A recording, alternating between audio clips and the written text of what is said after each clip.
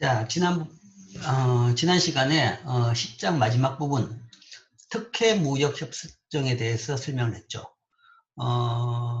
관련돼가지고 우리 흔히 말하는 FTA 이야기입니다. 소위 자유무역 협정이죠.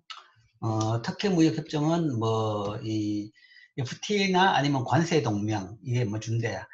실제 요즘은 관세 동맹은 거의 없는 상태고 대부분 이제 FTA 관련입니다. 세계적으로 지금 FTA를 굉장히 많이 맺고 있습니다. 많이 맺고 있고, 그래서 우리나라도 전략적으로 여러 나라하고 FTA, 소위 무역 정책 차원에서 FTA를 맺고 있습니다. 근데 이게 이 FTA가 지금 경제적인 이유로 FTA를 맺기도 하지만, 또한 정치적인 이유로 FTA를 지금 맺는 경우도 꽤 있죠. 그래서 미중 양쪽에서 뭔가 하면 소위 중국 중심의 어떤 FTA 그룹, 또는 또 반대로 뭔가 하면 반중국 전선 차원에서의 FTA 그룹, 이런 식으로도 지금 맺고도 있습니다. 맺고 있어. 이 경제와 정치 문제가 이게 섞이게 되면 사실은 경제적 결정이 잘 안 일어나는 그런 문제는 생깁니다. 생기는데 경제에서 그렇다고 정치 보고 어떻게 하라고 이야기할 수 있는 부분은 아닌 것 같고요. 자, 그럼 FTA를 맺으면 지난 시간에 예를 이야기했죠. 우리나라도 FTA를 많이 맺고 있는데 칠레하고 FTA를 제일 처음에 맺고 그 뒤부터 이제 FTA를 미국하고도 맺고 여러 나라하고도 맺고 있습니다. 맺고 있는데 지금 이제 남은 게 대부분 나라들하고 유럽하고도 FTA 맺고 있고 다 하는데 남은 것이 이제 중국하고의 FTA, 일본하고의 FTA 이 이슈가 남아 있습니다. 이슈가 남아있는데, 일본하고 FTA는 거의 끝까지 될 가능성은 없고, 중국하고 FTA는 여전히 이슈로 남아있죠. 남아있는데, 이 부분은 중국은 맺고 싶은데 우리가 오히려 별로 안 좋아하는 거죠. 왜냐하면 중국하고 FTA를 맺게 되면 소위 농업 부분에서 우리가 굉장히 타격을 입게 됩니다. 안 그래도 중국 농산물 때문에 우리 농업이 좀 더 취약한 부분이 있는데, 그게 더 취약할 가능성도 있는 거죠. 그래서 보통 FTA를 맺게 되면 그 양 나라 간의 산업 구조를 보고 이제 잘 판단합니다. 자, FTA를 둘 다 좋기 위해서 맺는데 과연 그럼 어떻게 좋냐라는 거죠. 특히 무역협정, 특히 FTA가 국민 후생에 유리한 것이냐에 대해 가지고는 아니다라는 얘기죠. 국민 후생이 FTA 하에서 감소할 가능성도 있습니다. 어떤 경우에? 즉 세계 시장에서 값싼 수입으로부터 관세 수입을 얻는 대신에 관세 수입 없이 회원국으로부터 비싼 제품을 수입할 수 있기 때문에 그렇다라는 이야기죠. 그러니까 FTA를 맺는다 그러면 소위 이제 어떤 현상이 생기냐 그러면 두 가지 현상이 생깁니다. 무역 창출과 무역 전환 두 가지 현상이 생깁니다. 두 가지 현상이 생기는데 이제 이 두 가지 유형의 양에 따라서 우리한테 좋을 것이냐 나쁠 것이냐라는 부분을 판단할 수 있습니다. FTA에 의해 가지고 새로운 무역이 창출된다 그러면 새로운 무역이 창출될 때 특혜 관세는 국민 후생을 증가시키지만 외부 세계와의 기존 무역이 회원국들과의 무역으로 전환될 때는 오히려 국민 후생이 나빠질 수가 있다는 이야기죠. 그러니까 FTA를 맺고 난 뒤에 기존의 무역을 안 하는 부분을 무역을 하게 됐다. 라면 쉽게 이야기하면 원론적으로 소위 gains from trade가 발생한 거죠.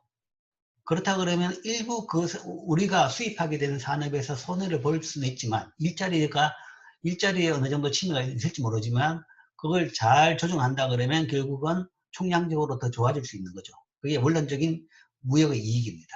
그래서 새로운 무역이 창출된다 그러면 국민 후생이 증가될 가능성이 있는 거죠. 그래서 양쪽에 이제 그걸 다 따집니다. 따져가지고 서로 창출되는 무역이 둘 다 더 많으면 이게 도움이 된다라는 판단을 내리겠죠.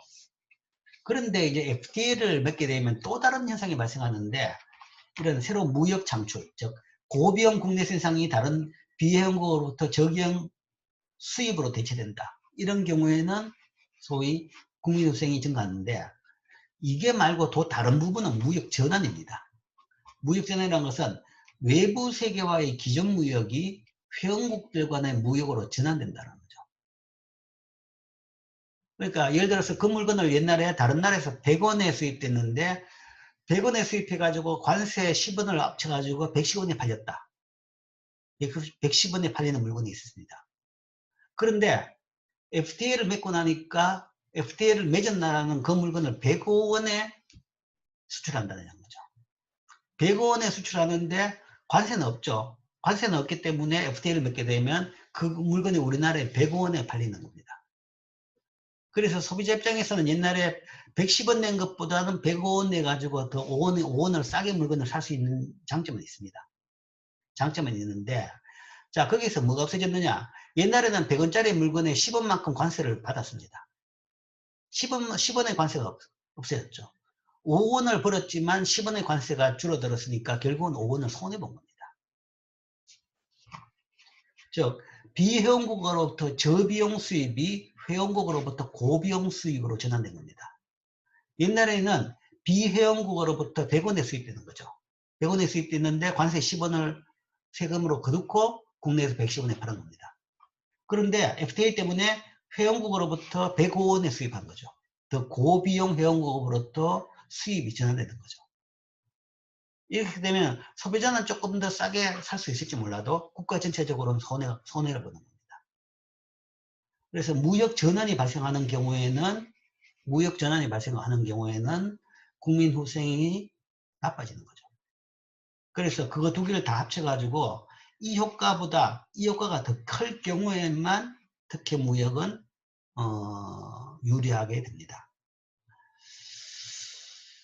자, 그게 이제 특혜 무역의 후생 효과입니다. 자, 그게 10장의 내용입니다. 자, 그 다음에 오늘은 그 다음으로 11장.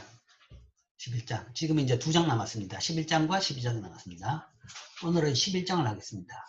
개발도상국의 무역정책, 즉 경제성장에 대한 무역정책의 효과입니다. 경제발전 전략으로서의 무역정책, 즉 개발도상국의 무역정책에 대해 보는데, 자, 개발도상국이 무역정책을 어떻게 했느냐? 수입대체산업화를 시도를 해봤다. 그 다음에 85년 이후에는 무역 자유화가 세계적인 추세였다. 그 다음에 소위 무역을 통해 가지고 성장한 나라들이 있더라. 그걸 우리가 아시아권의 기적, 아시아의 도약이라고 이야기합니다. 그래서 그런 부분에 대해서 이제 나눠서 보겠습니다. 자, 여기 용어를 이제 개발도상국이라는 용어를 썼는데, 이 장 처음에도 이야기했죠. 이 수업 처음에도. 개발도상국이란 어떤 나라인가에 대해 가지고 이 용어는 정확한 정의를 갖고 있지 않다는 거죠. 이거는 politically correct한 정치적인 용어입니다. 그러니까 정치적으로 점잖은 용어예요. 갖고 있지 않으나 많은 저소득국가, 중소득 국가들에 붙여진 이름이다. 세계기구에서 나라를 분류할 때는 두 개밖에 없습니다. developed, 그 다음에 developing. 근데 그 이전에는, 옛날에는 이렇게 씁니다. developed, underdeveloped. developed라는 것이 소위 선진국이고, 그 다음에 underdeveloped들이 소위 후진국이죠. 번역하게 되면. 선진국, 후진국으로 용어를 썼는데, underdeveloped라는 용어라는 것이 굉장히 좀 루드하다라는 이야기죠. 그래서 듣는 사람 입장에 기분이 안 좋을 것이다. 그래서 그걸 조금 더 듣기 좋은 용어로 바꾼 것이 디벨로핑 컨트리입니다. 그래서 개발도상국이라는 것이 실제 빠르게 개발하고 있는 나라, 빠르게 성장한 나라를 이야기한 것은 전혀 아닙니다. 그냥 후진국을 이야기한 겁니다. 그래서 여러분들이 그 IMF나 UN이나 그런 데서 뭔가 하면 국가 비교 테이블을 보면 디벨롭트, 그 다음에 디벨로핑 이렇게 해가지고 나라를 분리해 놓습니다. 두 가지 분류밖에 없습니다. 그래서 저소득 국가, 중소득 국가, 저중도 없고 그냥 저소득 국가, 그냥 선진국 이런 겁니다. 자, 그래서 이제 국가별로 빈부 차이를 이야기한다 그러면 빈부 차이는 심하다라는 것이 예를 들어서 2009년 1인당 GDP를 보면 미국이 5만 달러인데 방글라데시가 2,000달러다.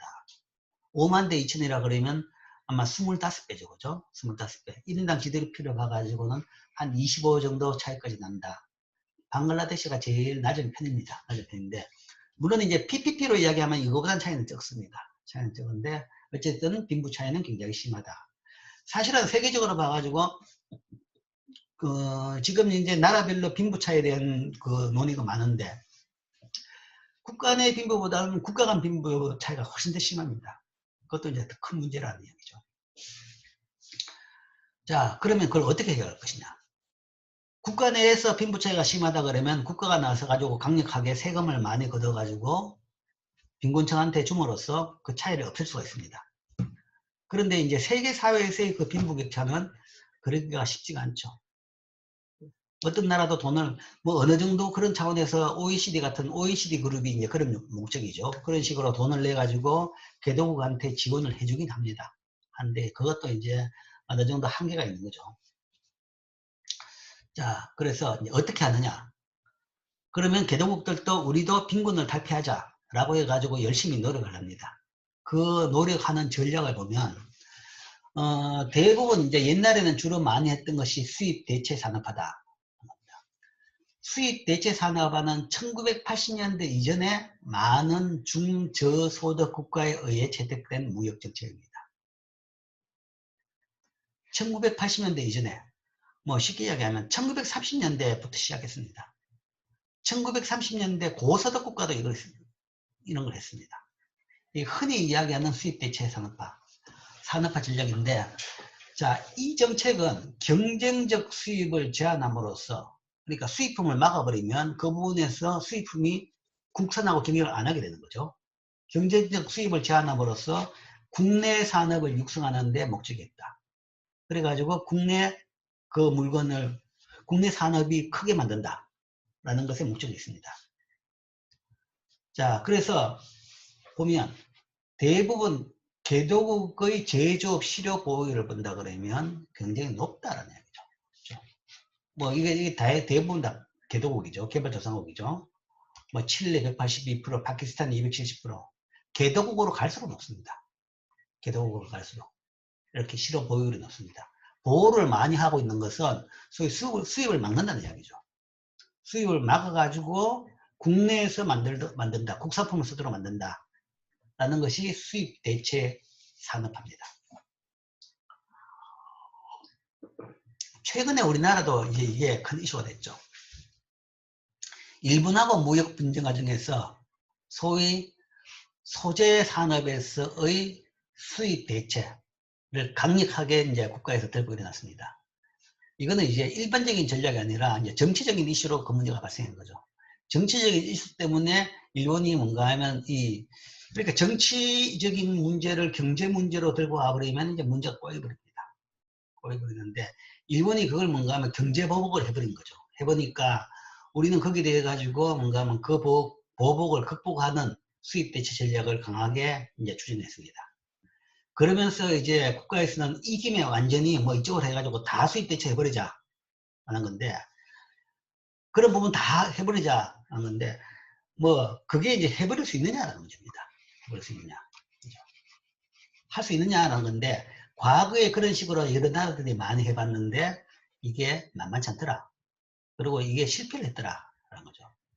물론 이제 정치적인 이슈 때문에 일시적인 그런 무역 분쟁, 그 부분은 이제 뭐 정치적인 문제를 풀어야 되는 것이고, 그 다음에 그게 계속된다 그러면 뭔가 뭐 어떻게 하긴 해야 되겠죠. 해야 되겠는데, 그게 아니라 전반적인 전략으로 수입 대체 산업화라는 것은 별 성공을 못했다라는 건데, 자, 논리는 쉽습니다. 논리는 쉬운데, 자, 경제가 발전해야 된다. 경제가 발전이라는 것은 어떤 것이냐 그러면 결국은 GDP가 늘어나는 겁니다. 국내에서 생산이 많아지는 거죠. 1인당 GDP가 높아지는 것이 경제가 더 성장하고 발전하는 겁니다. 그러면 결국은 국내에서 생산이 더 늘어야 되고 일자리가 더 많아지는 거죠. 그러면 어떻게 그렇게 할 것이냐? 수입하는 거 못하게 하고 우리 국내에서 만들자. 그게 가장 쉬운 전략이죠. 그게 수입 대체 산업화입니다. 그 산업화의 제일 시범 케이스고 많이 회자되는 케이스가 아르헨티나, 뭐 브라질도 마찬가지입니다. 남미의 수입 대체 산업화입니다. 뭐 아르헨티나 같은 경우에는 1920년 30년대에는 1인당 국민소득이 거의 미국하고 맞먹었습니다. 뭐 브라질도 상당히 높았어요. 지금도 브라질도 대국이죠. 대국인데 1인당 국민소득은 굉장히 낮은 편입니다. 그렇기 때문에 아까 불행한 게도 이 여기 없지만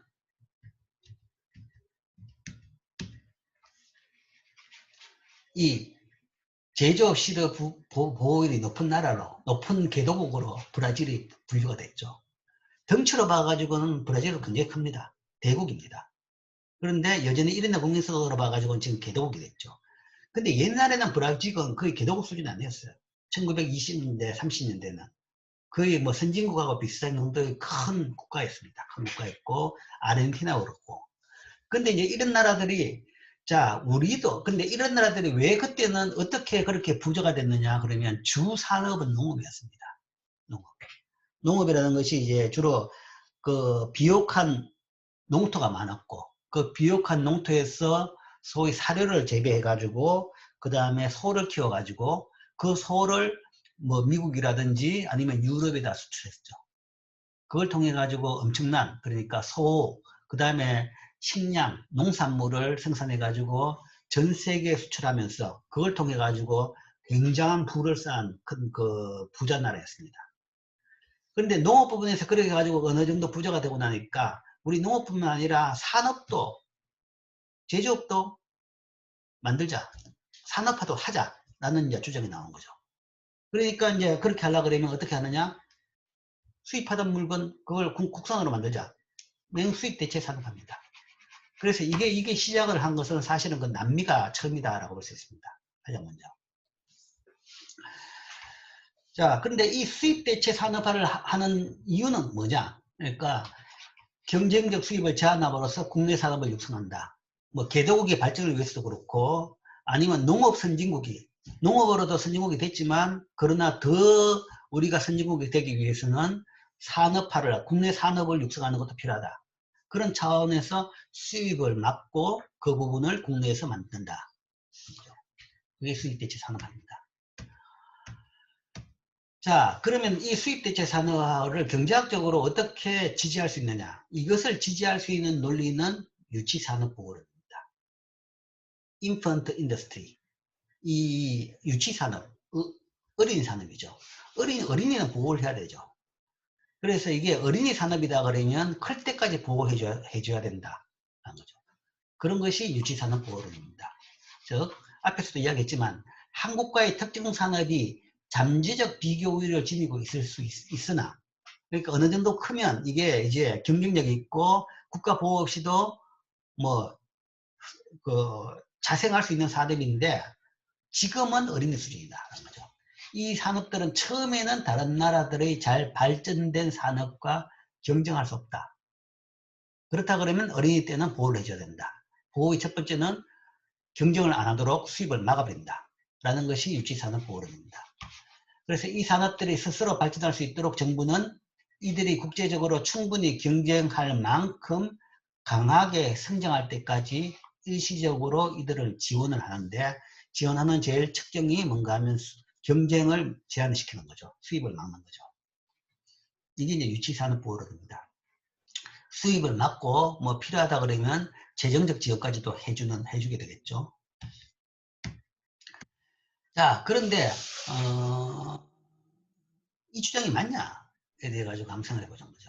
이런 주장이 맞냐? 유치산업이다. 그런 이 주장이 처음에 들으면 뭐 그럴듯한데 가만히 생각해 보니까 이게 허점이 많은 주장이다라는 이야기죠. 자, 미래에 비교 우위가 있는 산업들을 지금 지원하는 것은 낭비가 될 수 있다. 미래에 비교가 있는데, 그럼 그 미래에 지원하면 되는 거지. 왜 지금 지원하느냐. 그 다음에 유치산업들이 결코 지금 지원 보호해줘가지고 나중에 뭔가 비교를 갖는다. 유치산업들이 결코 보호로 성장하거나 경쟁적으로 되지 못할 수가 있다. 보호해주면 우리가 경쟁력을 가질 것이다 라고 주장하는데, 진짜 보호해주면 경쟁력을 가질 것이냐. 거기에 대해 가지고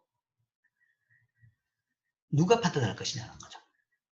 거기에 대해서 판단할 수 있는 방법이 별로 없다는 겁니다. 왜 그렇다 그러면 다른 나라는 안 하냐는 거죠. 모든 나라가 다 그렇게 한다 그러면 차이가 없는 겁니다. 자, 어떤 것이 유치산업이냐? 고성장으로서 경쟁력이 있을 것이냐? 그걸 어떻게 하느냐는 거죠. 많은 경우에는 이렇게 되면 이래가지고 정부 보호에 따라 가지고 성장할 수 있는 산업이라 그러면 그냥 보호를 위해가 모든 사람이 저요 우리도 보호해 주십시오. 모든 기업이 다 나서는 거죠. 유일하게 이것을 그래도 지지할 수 있는 논리는 민간 부분이 유치산업에 투자하지 못하게 하는 시장 실패가 없다면 정부 개입은 정당화되지 못한다.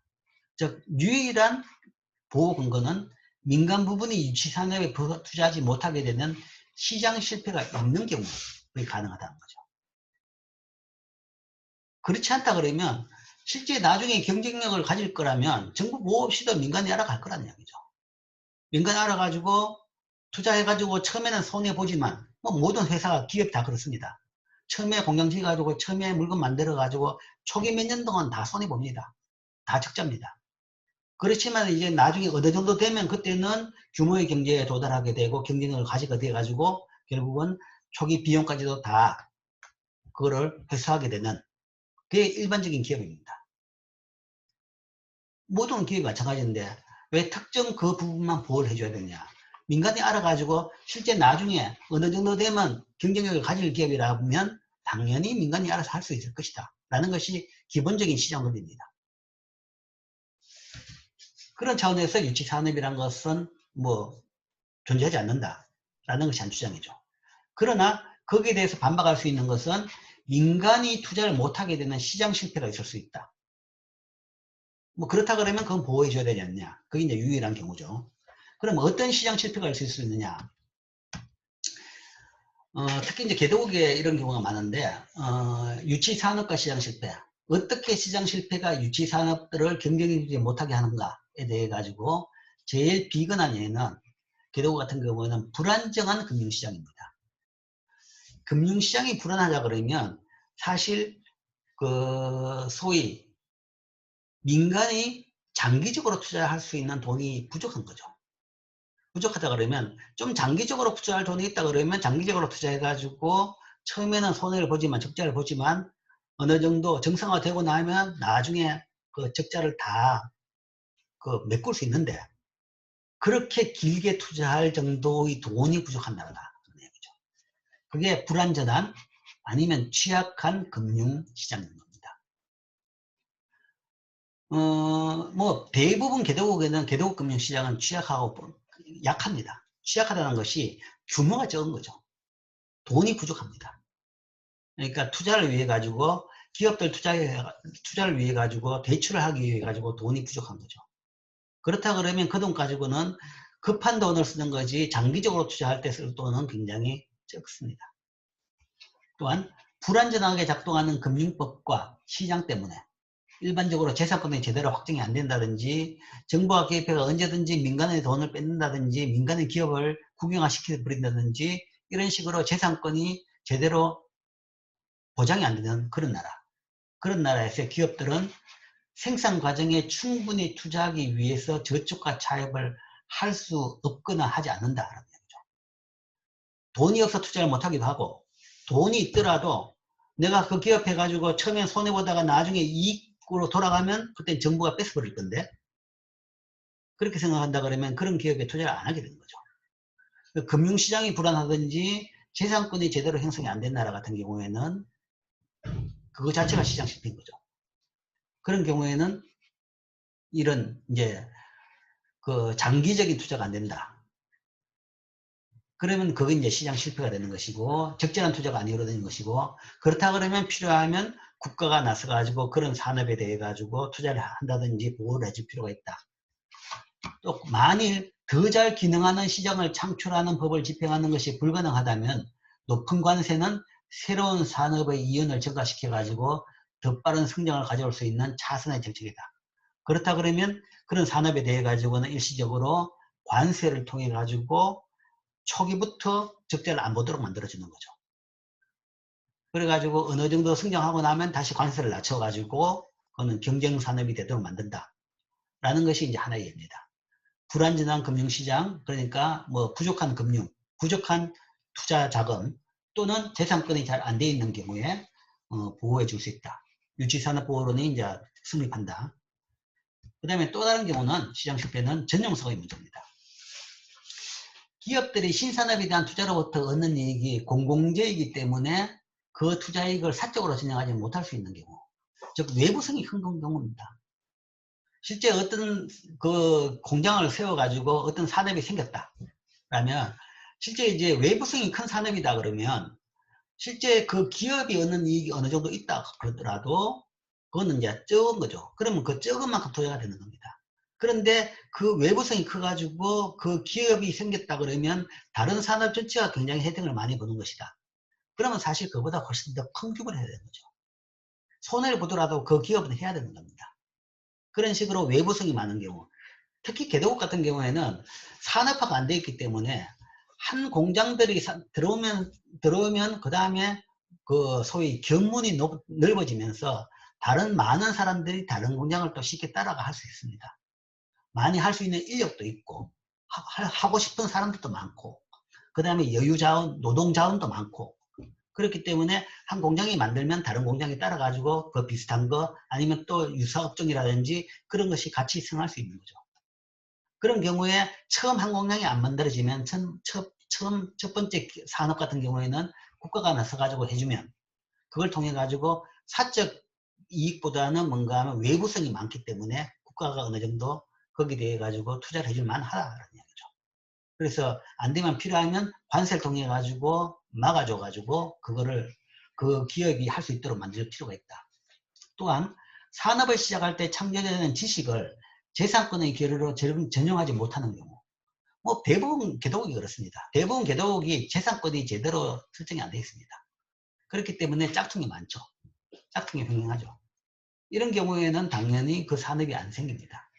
그래서 이런 경우에도 보호를 해줄 필요가 있고, 재산권 체제의 확립이 가능하지 않으면 뭐 이런 경우 외부성이나 재산권 문제가 안 돼 있으면 높은 관세를 통해 가지고 신산업을 육성하는 것이 또 하나의 자선책이 될 수 있습니다. 그래서 뭐 돈이 부족하거나 재산권이 제대로 확립이 안 됐다. 아니면 외부성이 크다. 이런 이제 시장 실패에 있는 경우에는 뭐 유치산업으로 분류해 가지고 어느 정도 관세를 통해서 그 산업을 보호해 줄 수가 있는 거죠. 그럼으로써 산업화를 할 수 있고 산업화를 통해 가지고 경제 성장을 이끌어 나갈 수는 있습니다. 자, 이게 이제 수입 대체 산업화의 이론적 근거입니다. 이론적 근거인데, 자, 이론적으로 그럼 그럴듯하다. 근데 실제 그러면 효과가 있었냐를 보면 과거 역사를 봅시다. 중남미 국가들의 수입 대체 산업화는 1950년대와 60년대 제조업을 육성하는 데 효력을 발휘했습니다. 그래서 중남미, 브라질, 아르헨티나 이런 나라들이 이런 차원에서 수입 대체 산업화를 굉장히 많이 했습니다. 많이 했는데, 그래서 이런 차원에서 제조업 육성을, 그러니까 수입을 딱 막고 그 나라 자체 제조업을 많이 육성을 했죠. 그러나 정책의 궁극적인 목적은 제조업을 육성하는 것이 아니라 경제 발전이었죠, 당연히. 제조업 육성과 이걸 통해 가지고 또 경제 발전이었는데, 성공을 하였느냐? 수입 대체 산업화는 경제 발전을促進하였느냐에 대해 가지고 결론은 아니더라. 이 정책을 채택한 국가들은 다른 국가들보다 더 성장률이 낮았습니다. 중남미 국가들의 성장률은 더 낮았다라는 이야기죠. 그렇기 때문에 결국은 이 정책은 실패했다. 물론 일부 산업은 수입을 막음으로써 자체 산업이 생겼습니다. 생겨서 뭐 지금 이제 뭐 예를 들어 가지고 비행기를 봐도 비행기 만든 나라가 몇 나라 없습니다. 브라질이 중형 비행기를 만듭니다. 그런 거죠. 등등 어느 정도 수입 대체 산업을 통해 가지고 산업을 가지긴 가졌습니다. 가졌는데 실제 경제 성장에 대해 가지고는 거의 경제 성장 축제를 못했더라. 그래서 옛날에는 거의 선진국 문제를 갔던 브라질이나 아르헨티나 같은 나라가 지금은 우리나라보다 훨씬 못 사는 그런 개도국이 되어 있는 겁니다. 덩치는 더 크죠. 더 크지만 어쨌든 뭐 브라질은 우리나라보다 덩치는 더 큰 나라인데 어쨌든 1인당 국민소득 봐가지고 우리나라보다 훨씬 낮은 그런 수준으로 내려가 있습니다.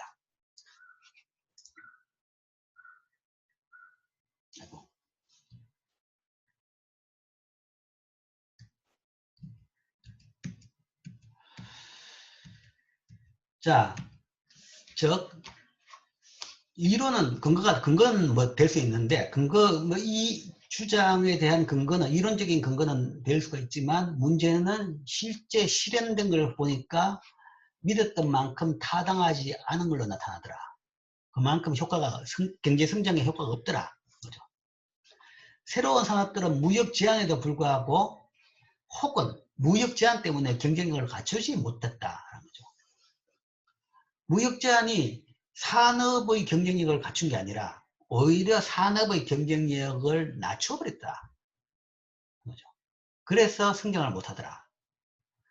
수입 대체 산업화는 비용을 수반하였고 자원의 낭비를 오히려 촉진하더라.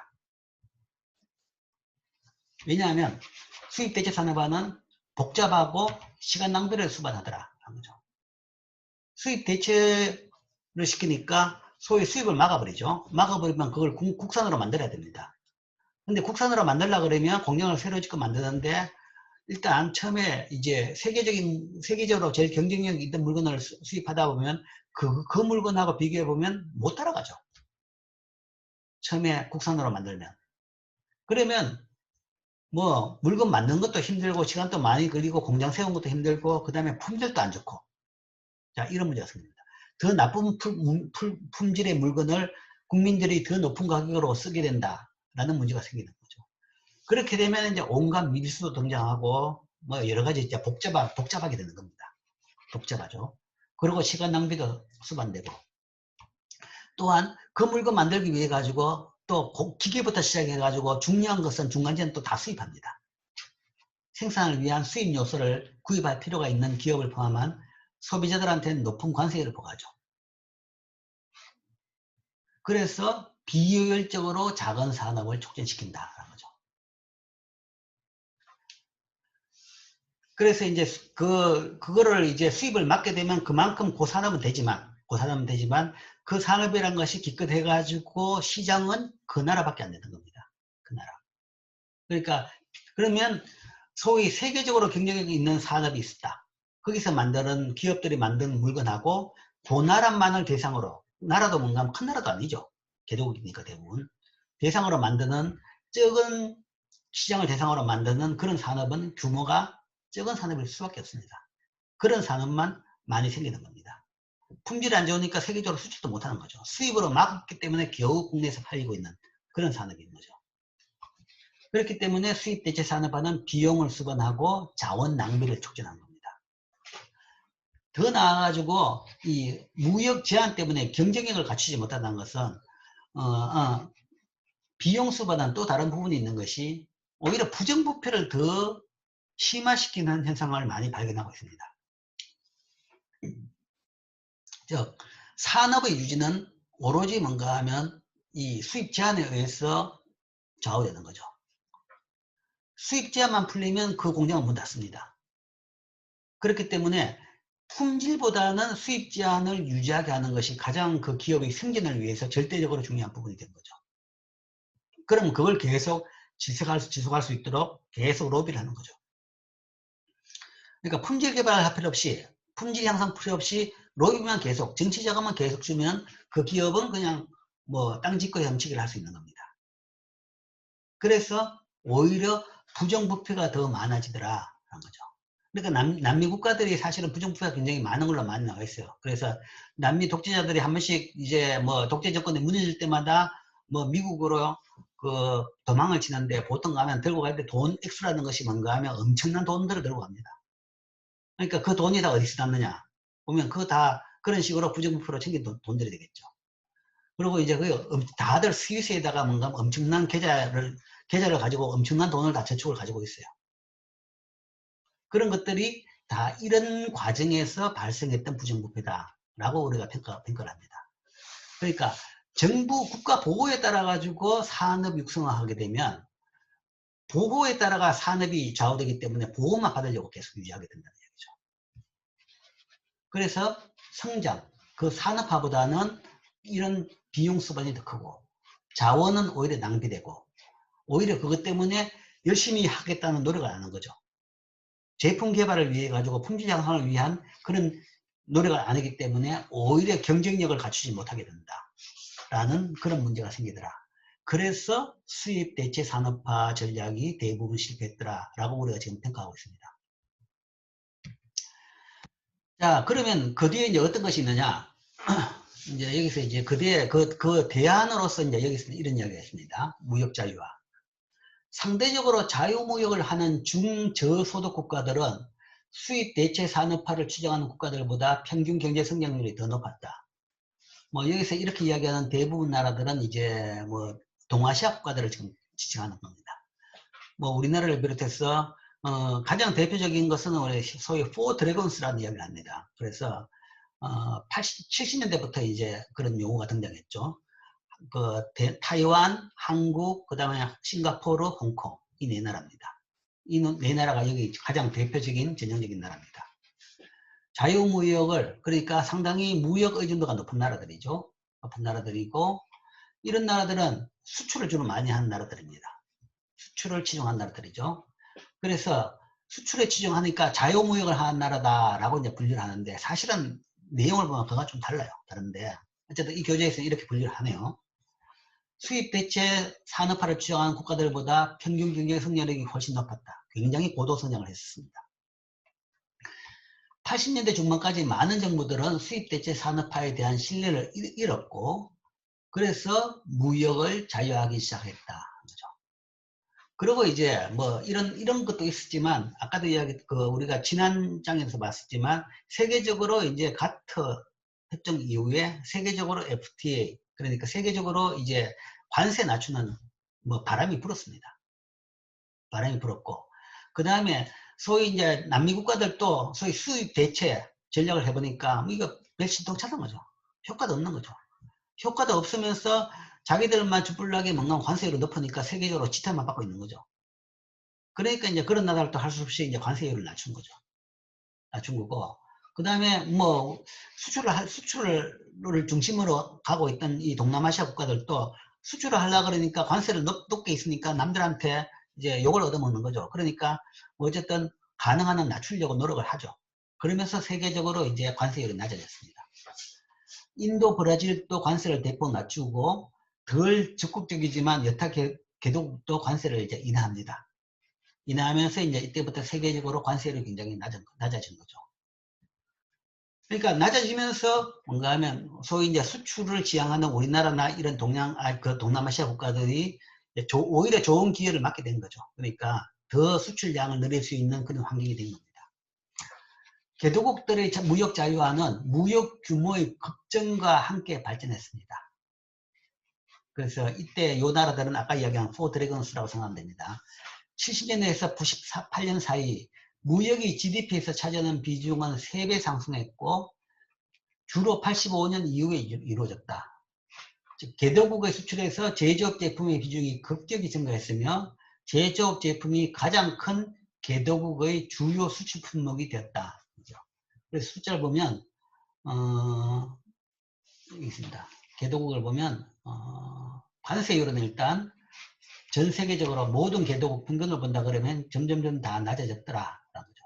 선진국도 낮아지고 이제 개도국마저도 80년대 이후부터는 다들 낮췄습니다. 브라질은 되게 빠르게 낮췄고 뭐 인도도 낮췄고 그 다음에 무역을 보면 개도국의 무역을 보면 무역이 70년대부터 이렇게 빠른 속도로 성장하더라. 그 개도국의 GDP에서 보면 GDP 비중이 거의 30%대까지 이렇게 성장했던 거죠. 이렇게 빠른 속도로 성장했습니다.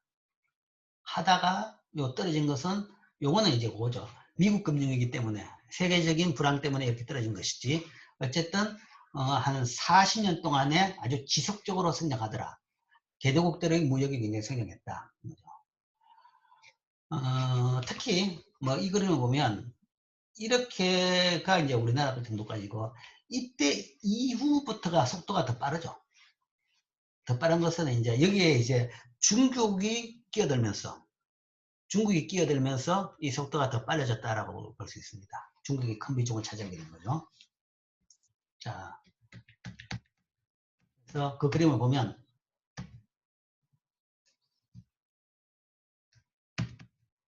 이거죠. GDP에서 차지하는 비중이 3배 이상, 무역에서 GDP 거의 한 30%, 40% 정도까지 올라갔죠. 그 정도로 무역이 개도국의 수출이 늘어났고, 품목 구성을 본다 그러면 제조업이 대부분을 차지했고, 무역을 더 많이 개방하면서 개도국들은 놀라운 성장을 달성했습니다. 어쨌든 개도국들이 데이터를 본다 그러면 성장률도 빠르고, 그 다음에 특히 그 무역의 비중이 굉장히 빠르게 성장했다. 이게 이제 나타나는 현상입니다. 자, 그런데 이제 그러면 이 빠른 성장의 원인이 뭐냐라는 거죠. 무역 때문에 성장했느냐, 성장 때문에 무역이 늘었느냐, 뭐 아니면 또 다른 이유냐. 자, 무역 자유화가 경제 발전을 촉진시켰냐에 대해 가지고는 이제 이리적으로 판단하기 쉽지는 않습니다. 자, 그 이야기는 무역 자유화하면 성장이 더 빠를 것이냐, gains from trade, 그러니까 성장이 빠르다, 뭐 이렇게 이야기할 수 있겠죠. 그거는 이제 가장 이론적인 이야기입니다. 그런데 지금 개도국들이 뭔가 하면 무역도 빠른 속도로 늘어나고 그 다음에 성장률도 높았다라는 이야기를 하죠. 얘기하는데 특히 이제 무역이 빠른 속도로 늘어난 나라일수록 성장률은 높았습니다. 높았는데 그럼 무역 자유화 때문에 성장이 빨랐느냐. 그런데 그 개도국도 나라별로 보면 그 증거는 다르더라. 현상은 다르더라. 그 증거는 혼재되고 있다. 브라질과 다른 중남미 국가들은 수입 대체 산업화 기간보다 무역 자유화 기간의 성장률이 더 느렸습니다. 그러니까 80년대 이후에 브라질하고 남미 나라들이 이제 관세율을 낮췄습니다. 수입 대체 제작을 거의 포기를 했죠. 포기를 하면서 무역 자유화를 했습니다. 그러니까 이제 수입 대체 전략이 틀렸다. 그러면 이제 우리 포기한다. 포기했는데 그러고 나니까 오히려 더 성장률이 떨어진 겁니다. 무역 자유화를 하니까 남미 나라 같은 경우에는 오히려 성장률이 옛날보다 더 떨어졌다. 그렇지만 불안정한 것이 그러면 이걸 가지고 무역 자유화는 성장률을 더 떨어졌기 때문에 오히려 무역 자유화가 경제 성장에는 나쁜 정책이다. 이런 나라를 보고 나쁜 정책이다라고도 할 수는 있겠죠. 할 수 있는데 그러나 시기적인 특성이 있기 때문에 좀 판단은 좀 조심해야 돼요. 불안정한 거시경제 정책과 금융위기가 80년대 이후에 더 느린 성장에 기여했을 수도 있다는 거죠. 그러니까 브라질의 이 기간 동안의 성장률이 늦어진 것이 무역 자유화 때문이냐 아니면 다른 요인 때문이냐. 다른 요인으로 들 수 있는 것은 이제 거의 80년대 이후에 지금 계속적으로 반복되는 금융위기가 있죠. 아르헨티나, 뭐 브라질 금융위기에 처해 있습니다. 뭐 그런 것들이 이제 금융위기 한번 생기고 나면 마이너스 성장률이 몇 년 동안 지속되는 거죠. 그래서 이게 무역 자유화 때문인지 아니면 국내 경제 정책을 잘못했을 때문인지 아니면 정치의 잘못인지 이건 혼재되어 있습니다. 그래서 딱 이거라고 이야기하기는 쉽지는 않습니다. 어쨌든 무역 자유화가 성장에 성장을 지킬 수 있는 정책이다 라고 이야기하기에는 좀 무리는 있죠. 이런 반증이 있기 때문에. 뭐 따지고 본다 그러면 이래요. 남미 국가들은 제일 큰 문제가 정치 문제죠. 정치 문제 때문에 경제가 계속 반복적으로 악화되고 있는 나라들입니다. 악화되고 있는 나라. 그러니까 그래서 이제 계속적인 금융위기가 생기고 있죠. 뭐 지금도 마찬가지입니다. 지금도 거의 아르헨티나, 브라질은 거의 금융위기에 근접한 수준으로 다시 또 가고 있습니다. 인도와 같은 다른 나라들은 80년대 무역 자유화 기간에 빠르게 성장했지만 무역 자유화가 경제 성장에 어느 정도 기여했는지는 불명하더라. 그러니까 80년대 인도가 무역 자유화를 했고 그 다음에 성장률이 80년대부터 빨라지긴 했어요. 했는데 두 개 같이 갔다고 해가지고 무역 자유화 때문에 성장률이 빨라지냐에 대해 가지고는 그거는 아직까지도 뭐 단정 짓기는 어렵다. 뭐 우연히 그 외에 다른 요인들도 많이 있는 거죠. 사실은 80년대 이후에 인도 성장을 끌어갔던 것은 IT 산업 발전득입니다. IT 산업. IT 산업 발전득에 소위 인도 영어를 하는 그 고급 인력들이 많았기 때문에 그걸 통해 가지고 인도 경제가 많이 성장했죠. 그래서 인도에서 성장하는 것이 많은 것들이 뭔가 하면 소위 콜센터라든지 그러니까 영미권의 그 영어권의 콜센터 그 다음에 소위 코딩하는 IT 쪽 인력 공급 뭐 프로그래밍 뭐 이런 걸 통해 가지고 많이 성장했는 부분이 있죠. 그렇다 그러면 그게 무역 자유화의 기여가 크다라고 보기는 좀 그렇죠. 또한 어떤 경제학자들은 헥시올린 모형이 예측하는 바와 같이 자유무역화가 소득 불균형에 기여해왔다 라고도 이제 주장할 수 있습니다. 실제 인도의 경우에 예를 들어서 뭐 무역 자유화해 가지고 경제 성장을 했다 라고 만약에 주장을 하더라도 문제는 어디냐 그러면 이 80년대 이후에 인도에서는 불평등이 훨씬 더 심화됐습니다. 훨씬 더 심화됐다 그러면 그거는 소위 헥시올린 모형에 따라 가지고 무역 자유화에 따라 가지고 소득 불균형이 심화된다라는 것은 나오는 거죠. 그러면 성장은 좀 할지 몰라도 소득 불균형 심화로 더 나쁜 경우가 됐다라고도 볼 수 있는 겁니다. 그래서 무역 자유화가 좋은 전략이다. 성장과 뭐 분배를 위해서 좋은 전략이다. 라는 부분에 대해 가지고는 주장을 하기는 좀 근거가 약할 수도 있죠. 자, 그렇지만 이제 보기에 자유무역을 지향한 나라들이 아주 화려한 성과를 보인 나라들이 여기 있습니다. 수입 대체 산업화 대신에 동아시아 국가들은 목표 산업의 수출을 촉진하기 위해서 무역 정책을 실행했다. 일본, 홍콩, 대만, 한국, 싱가포르. 사실은 이렇게 쭉 말레이시아, 태국, 인도네시아 이렇게 쭉 이야기하는데 사실은 이걸 다 묶기에는 서양 사람 입장에서는 다 동양은 다 똑같으니까 라고 이렇게 묻는데 일본은 여기 들어가면 자존심 상하겠죠. 일본은 뭔가 하면 자기들은 선진국인데 이런 수입 대체 산업화라는 게도 무리에 안 들어가기 싫어할 것이고 그 다음에 이 네 나라하고 그 다음에 나머지 나라하고는 좀 다릅니다. 좀 다른 부분이 있죠. 그러니까 나머지 나라들이 말레이시아, 태국, 인도네시아가 요즘 성장하는 것이 사실은 이런 나라들의 현지 공장들이 많은 기여를 하고 있다. 그런 부분도 있습니다. 어쨌든 서양 사람 입장에 봐가지고 숫자로 보면 이렇게 보죠. 이런 나라들이 다양한 수출 부분에서의 빠른 성장을 경험함으로써 대체적으로 빠른 경제 성장을 달성했습니다. 그러니까 동아시아 국가들은 그 중에서 이 네 나라가 제일 키포인트입니다. 이 네 나라가 포트 드래곤스가 수출 주도형 성장을 성공적으로 이끌었다. 그래서 무역을 통한 경제 성장의 가장 대표적인 경우가 됩니다. 대표적인 경우가 되고 근데 이제 이 네 나라 중에서도 이제 조금 다른 특징이 있는데 홍콩, 싱가포르는 좀 다르죠. 도시국가이기 때문에 뭐 이게 산업화의 전략으로 다른 나라들이 일반적으로 받아들일 수 있는 건 아닙니다. 도시국가이기 때문에 조금만 잘하면 효과가 훨씬 더 클 수도 있는 거죠. 또한 이제 싱가포르는 세계적인 소위 무역 거점입니다. 이 지형적으로 전 세계의 엄청난 물류가 해상 물류가 지나가는 세계 물류 거점인 거죠. 거점이고 뭐 거기에 소위 선의의 독재자라고 이야기하는데 선인지 악인지 모르겠지만 어쨌든 지금 이제 대를 이어가지고 독재를 하고 있는 셈이죠. 그 수상 가문이 어쨌든 성공적으로 경제를 이끌어가지고 지금 1인당 국민소득은 미국보다 높아요. 그러니까 이 네 나라 중에서 성과가 제일 높은 나라가 지금 싱가포르입니다. 실제 싱가포르에 있는 그 나라 국민들이 그렇게 잘 살지는 모르겠지만 그만큼은 데이터로 나타나는 1인당 국민소득은 미국보다 훨씬 높습니다. 제일 잘 살고. 뭐 홍콩도 그렇죠. 홍콩이라는 것은 홍콩 성장에서 제일 큰 맞지만 산업화라기보다는 중국 본토에 대한 수출, 우회 수출 기지로 많이 사용됐던 겁니다.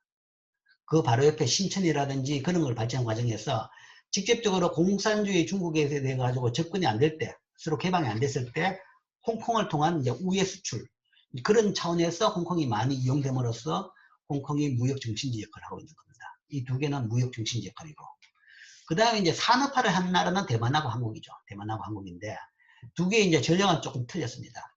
대만은 이제 거의 뭐 전략이라 보기보다는 대부분 보면 중소기업 중심으로 시장에 맡겨놓으니까 주로 중소기업 중심으로 계속 이제 기업이 성장했고 우리나라 같은 경우에는 이제 국가가 좀 개입을 하면서 대기업들이 많이 성장을 했죠. 그런 식으로 이제 성장을 했는데, 이게 이제, 한 2000년대 들어가지고는 이제 좀 뒤집혀졌습니다. 항상 뭔가 하면 이 네 개 중에서 우리나라가 성장률이 낮았어요. 세 나라가 다 더 높았습니다. 더 높았고, 지금은 싱가포르가 미국보다 국민소득이 높죠. 그리고 대만도 우리보다 더 잘 살았고, 계속 그랬습니다.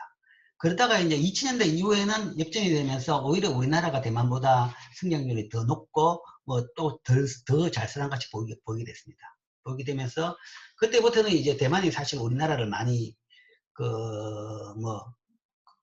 그러니까, 뭐랄까, 부러워했죠. 부러워한 것이, 대만은 해봐야 뭔가 말 중소기업 중심으로, 소위 중심으로 성장했는데, 그렇게 하니까 소위 선진국으로의 벽을 못 넘더라.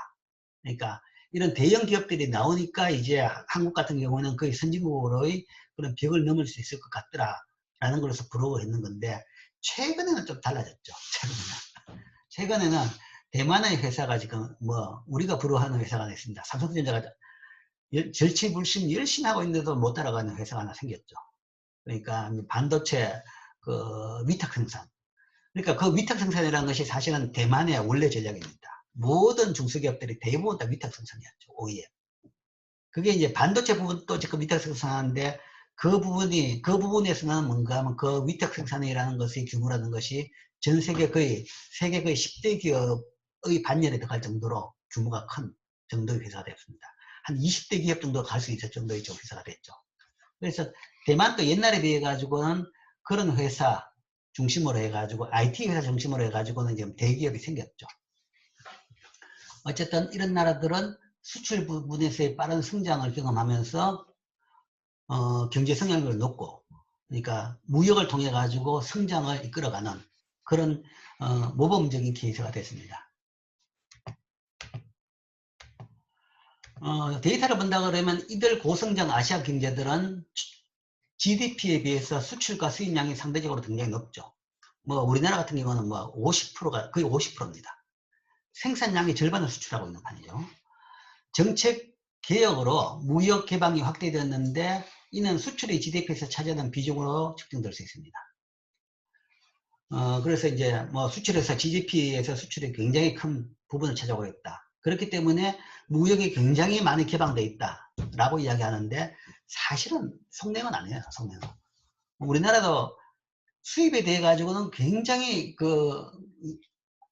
안 열라고 끝까지 버텼습니다. 끝까지 버티고 이제 가능한 한 수입은 막고 끝까지 이제 수출만 많이 하는 그런 전략을 취했죠. 그걸 가지고 이기적이다 할지 몰라도 뭔가 모든 나라가 자기 이기적 하니까요.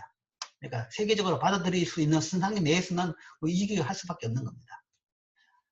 수출이 많다고 해가지고 개방됐다는 건 아니죠. 수출은 많이 하지만 수입은 안 한다 라는 것은 사실은 개방하고 좀 다른 차원이 있을 수는 있는 겁니다. 우리나라가 완전히 수입을 개방한 것은 98년 이후입니다. 그전까지는 수입에 대해 가지고 굉장히 배타적이었죠.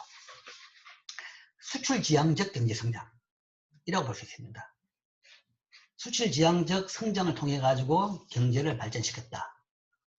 이게 이제 아시아 국가들의 예입니다. 예인데, 그러나 멕시코, 브라질 등 기타 중남미 국가들의 성장률은 무역 자유화를 추진한 후에 오히려 둔화됐습니다. 자, 그렇기 때문에 무역 자유화가 수출을 시키는 전략이냐에 대해서 왜 아니다라는 이야기죠.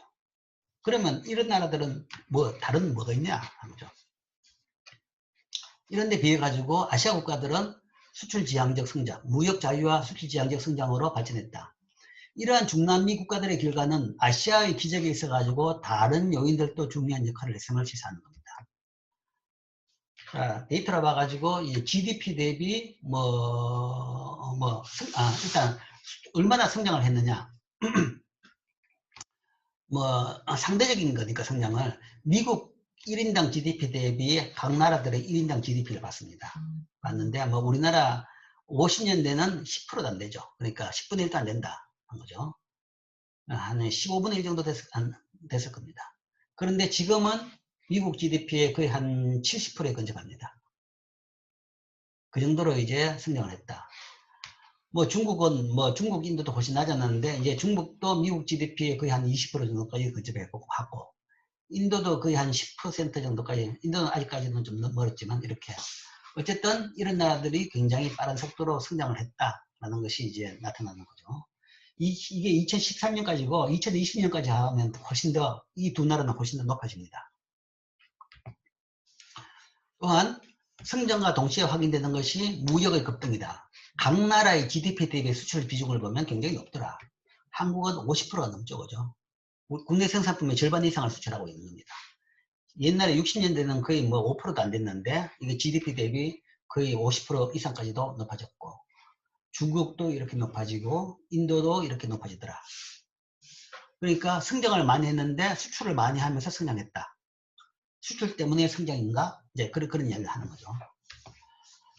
자, 높은 수출량과 수입량이 빠른 경제 성장을 야기했는지 또는 빠른 성장과 단순한 상관관계가 있는지 여부는 불분명하다라는 거죠. 인과관계에 대해 가지고 어느 쪽이 성장의 동인인지는 아직 판단하기는 확정하기는 좀 어렵습니다.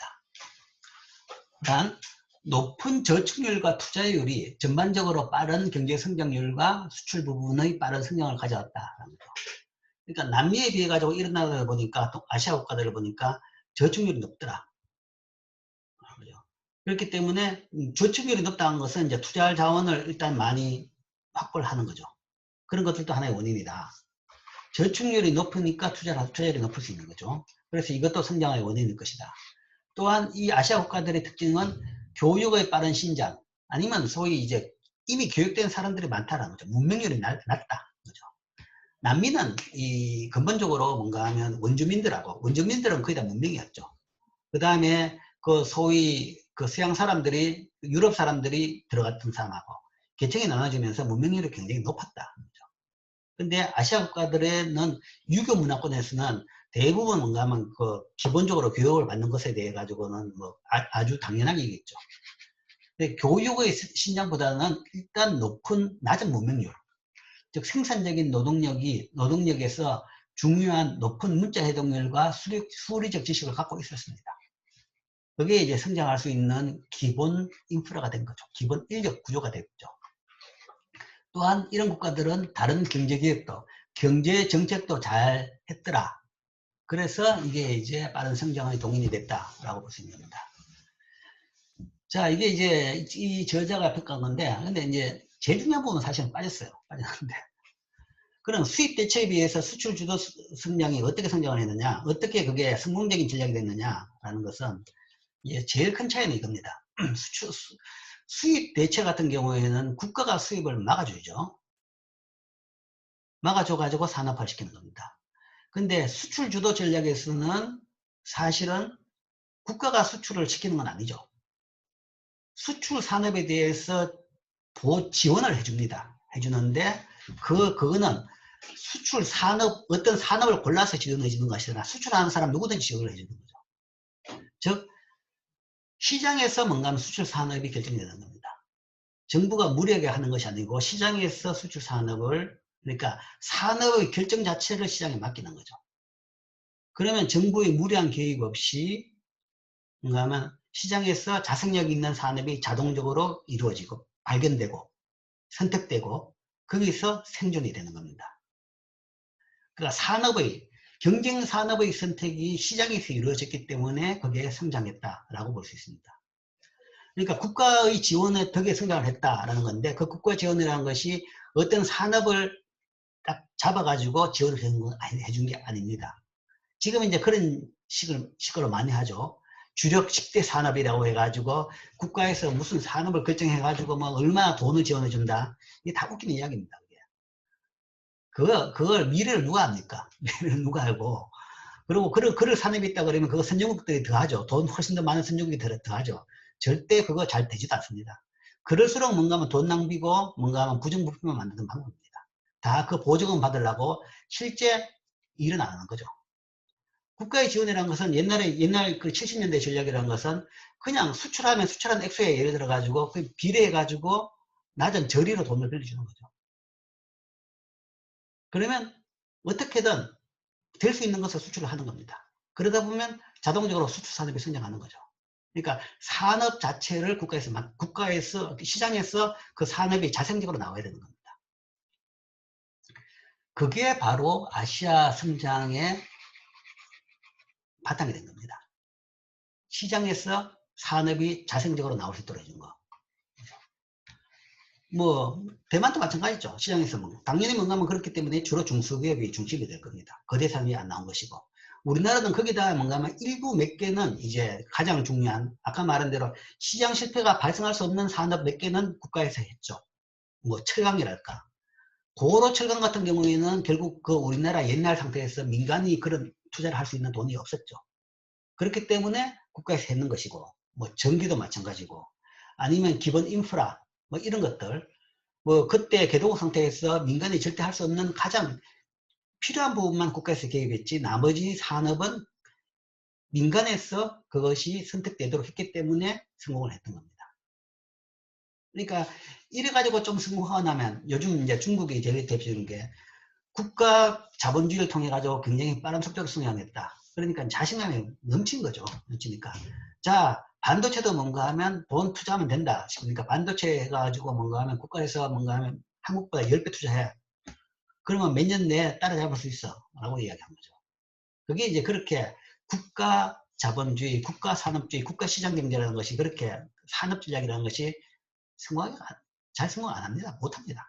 할 수 없죠. 사람들이 열심히 노력하게 만들어야 되지, 국가가 개입해 가지고 이렇게 하라 저렇게 하면 말하는 순간에 사람들은 가만히 있습니다. 시키는 것만 하는 거죠.